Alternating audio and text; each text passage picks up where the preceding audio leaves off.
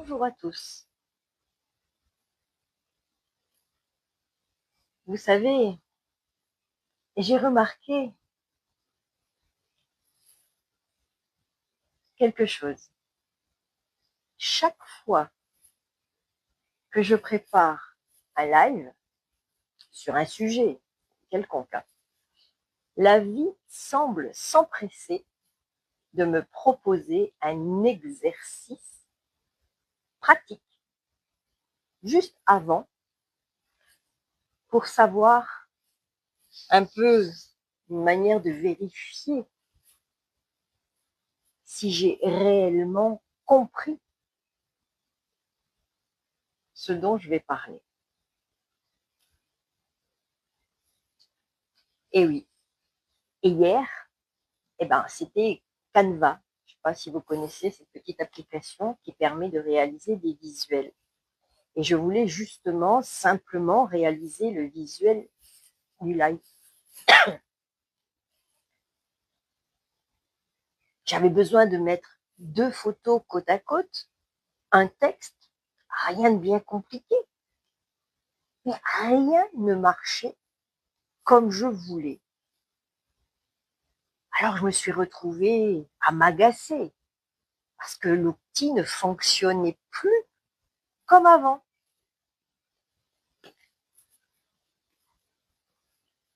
Les cadres ne s'adaptaient plus, les formats changeaient. Bref, j'avais l'impression que Canva voulait décider à ma place. Ça, c'est là que je me suis posé une question.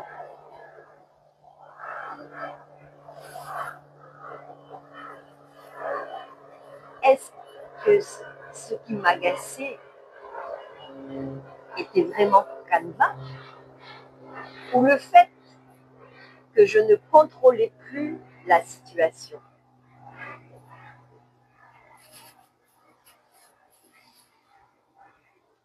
Car ce n'était probablement pas Canva dont il était question.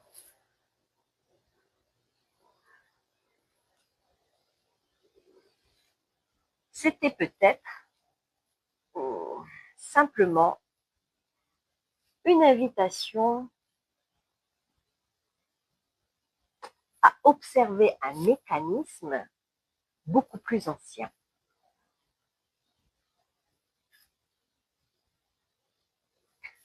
Un mécanisme que nous connaissons tous.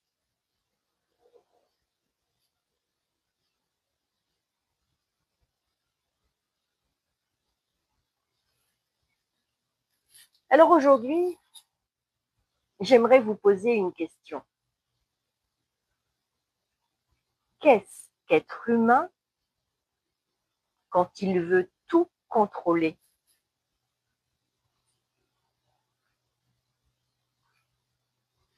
Ces derniers jours, j'observais un rosier. Certains boutons semblaient prêts à éclore.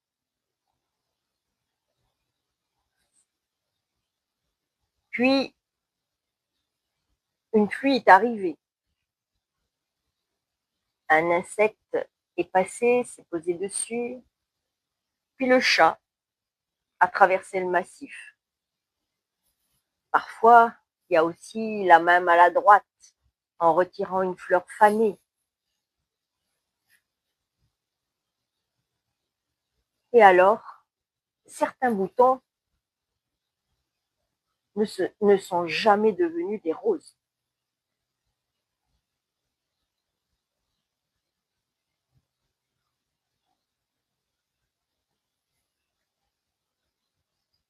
Bien sûr, ce genre d'événement nous pousse à réfléchir, à se questionner. Parce que nous passons parfois beaucoup de temps à vouloir contrôler tout ce qui nous entoure. Les événements, les résultats, les réactions des autres, notre avenir, notre image, notre parcours.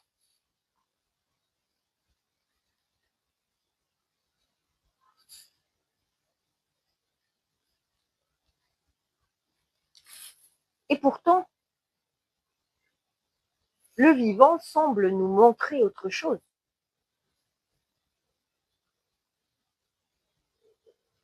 Le jardinier peut arroser, il peut observer, il peut entretenir, mais il ne peut pas obliger une fleur à éclore.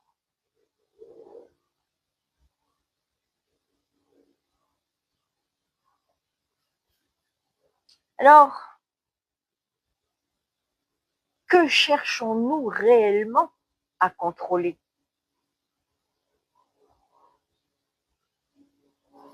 Les événements?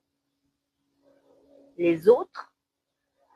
Ou bien l'inconfort que nous ressentons lorsque quelque chose nous échappe?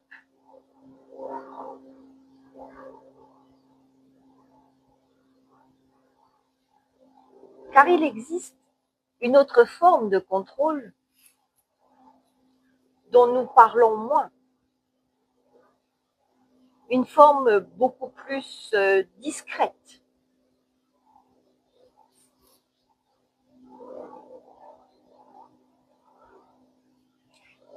celle qui consiste à remettre notre pouvoir entre les mains de quelqu'un d'autre.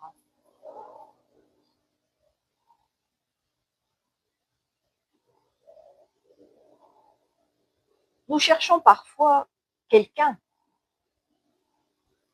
qui a la connaissance, quelqu'un qui va pouvoir expliquer, quelqu'un qui va pouvoir décider, quelqu'un qui va nous rassurer, quelqu'un qui nous dira quoi penser, quoi faire, ou éventuellement quelle direction prendre.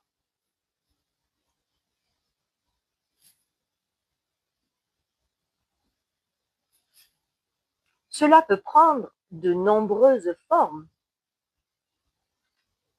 aussi bien dans la famille, dans le couple, dans la politique, dans la spiritualité, dans le développement personnel.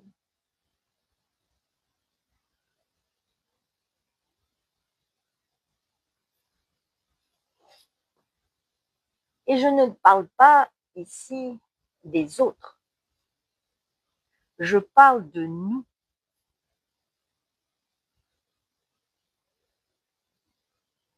Parce que nous l'avons probablement tous fait un jour.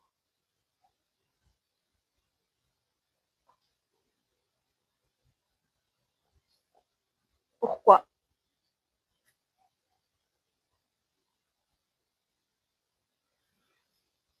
Peut-être parce que penser par soi-même demande du courage. Observer demande du courage. Douter demande du courage. Reconnaître que nous ne savons pas tout demande du courage.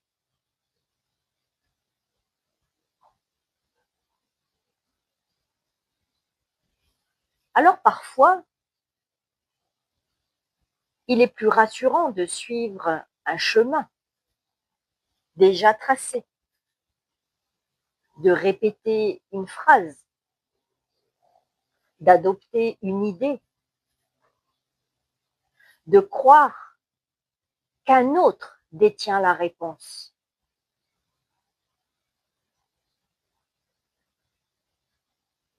Mais aucune phrase,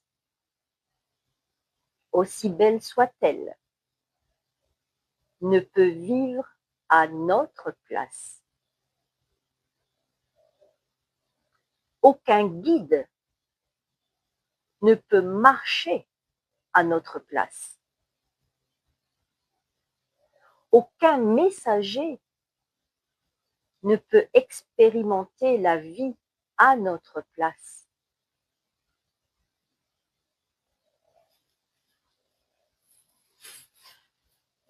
Et aucun rosier ne fleurit parce qu'on lui explique comment fleurir. Il lui faut vivre sa propre floraison.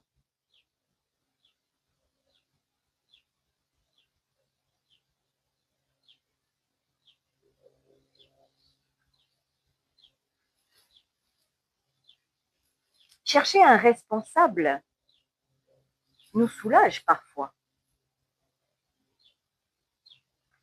Tant que nos mécanismes restent inconscients, ils dirigent nos choix. Lorsqu'ils deviennent conscients, alors une transformation devient possible.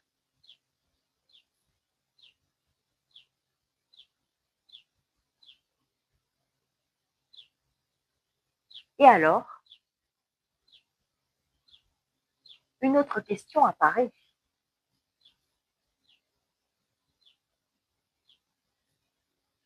Que se passe-t-il lorsque nous cessons de vouloir tout contrôler?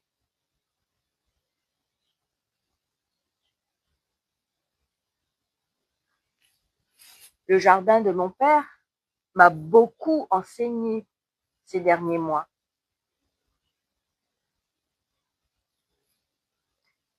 Pendant des années,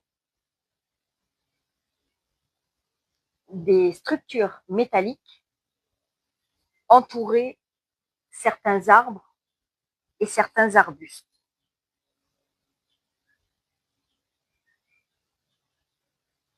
L'intention était probablement belle, l'intention de protéger, de guider, d'organiser. Puis un jour, nous les avons retirés. Et là, la vie a commencé à reprendre sa place. Certaines branches se sont déployées. Certains arbustes ont retrouvé leur forme naturelle. Alors, le jardin n'est pas devenu parfait. Il est devenu vivant.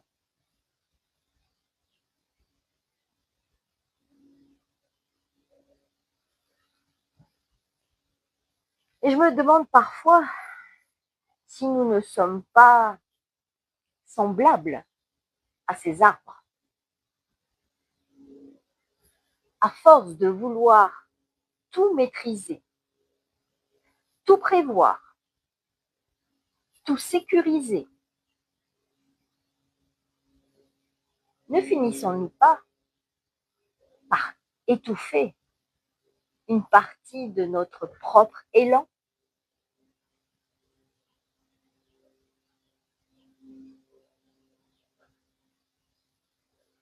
Car lorsque le contrôle se relâche, il apparaît souvent quelque chose d'inconfortable. L'incertitude, le doute, l'inconnu.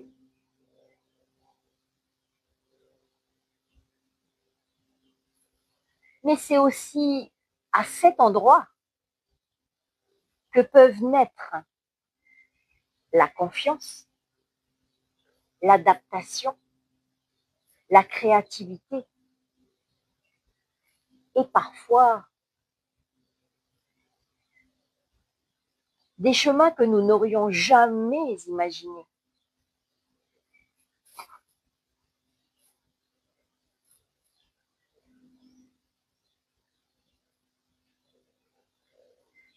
Moi-même, j'ai longtemps cru qu'en portant davantage, en accumulant davantage, en cherchant davantage de réponses ou en cherchant davantage à bien faire, certaines souffrances auraient pu être évitées.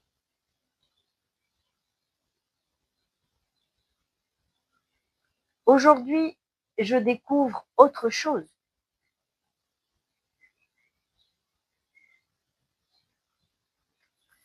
Nous pouvons recevoir des conseils, nous pouvons apprendre, nous pouvons écouter. Mais vient toujours un moment où nous devons regarder par nous-mêmes.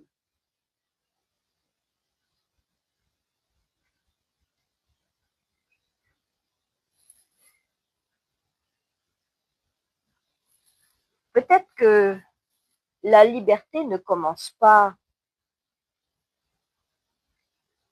lorsque plus personne ne nous influence. Peut-être qu'elle commence lorsque nous retrouvons notre discernement.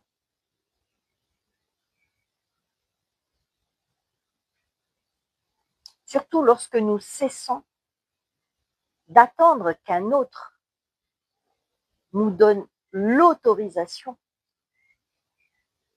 de devenir pleinement nous-mêmes.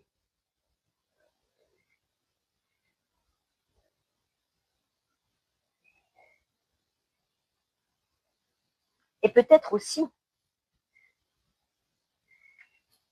que le contrôle n'est pas toujours une volonté de dominer.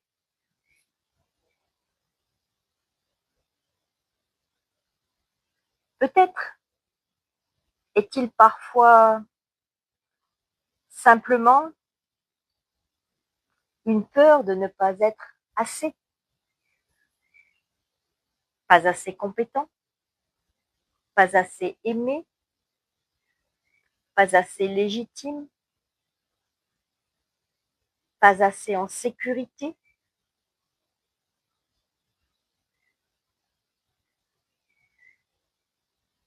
Alors, nous contrôlons.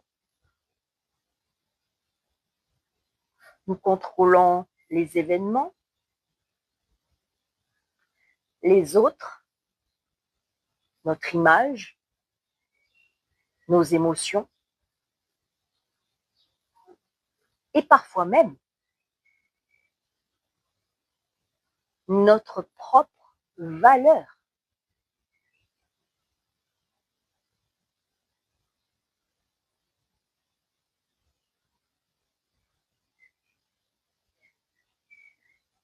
Alors aujourd'hui, la question n'est peut-être pas à quel endroit ai-je encore confié mon pouvoir à quelqu'un d'autre.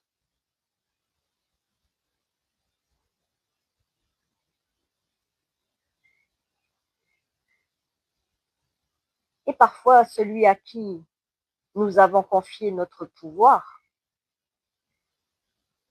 n'est même pas à l'extérieur.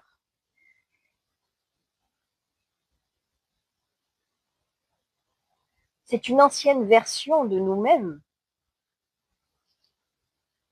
qui continue de gouverner nos propres choix, car nous n'osons pas aller la regarder ni l'apprivoiser.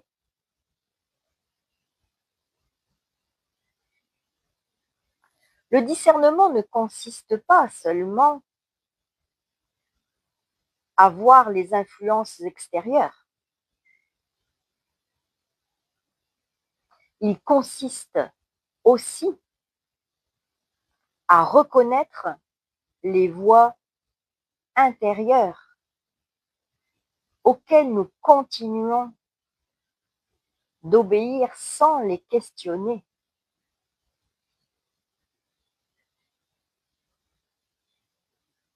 La transformation ne naît pas seulement de ce que nous comprenons, elle naît de ce qui devient conscient, mais conscient en nous.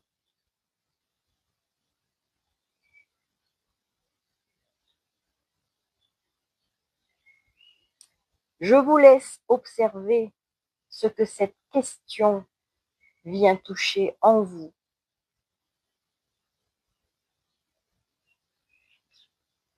Je vous laisse avec ça et ce que vous en ferez, cela vous appartient.